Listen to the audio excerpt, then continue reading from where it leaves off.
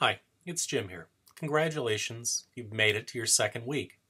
We've got several things to do this week, but first of all, if you didn't do the icebreaker discussion last week or write your sample essay, please do that as soon as possible. I will be grading those and getting them back to you in the next day or two. And I'd like for you to look at my comments before you turn in the work that's due for week 2. For week 2, you've got a couple things to do. There are a lot of documents on the Canvas site that I want you to look at, and they mostly have to do with the writing process.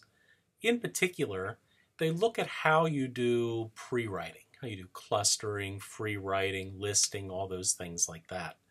It's really important that you practice pre-writing, that you don't do what so many students do and wait until Sunday evening to sit down and just start writing.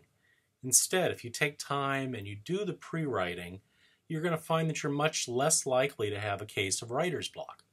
So look at those. There's some various different types there, and I gave you some alternative ways that you can read about that. If you have trouble accessing the online presentations, you can also read Chapter 3 in our book, Literature for Composition.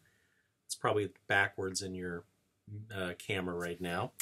Or I give you an online place where you can look as well. You don't have to look at all of them, although you're certainly welcome to, because one of the things about online learning is it allows you to go above and beyond and to read more than just the minimum that's required.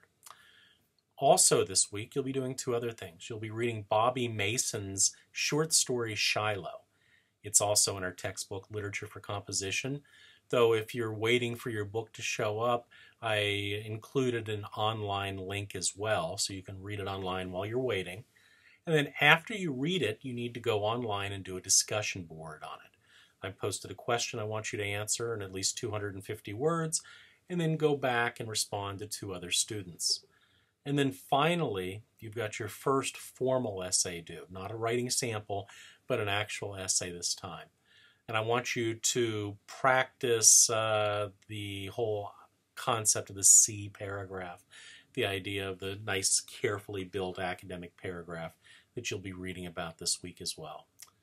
So you've got a lot of stuff in front of you to do. Make sure you've gone back and done the graded section for last week and read everything if you haven't already done so. And let's move forward. If you have any questions, be sure to email me as soon as you can.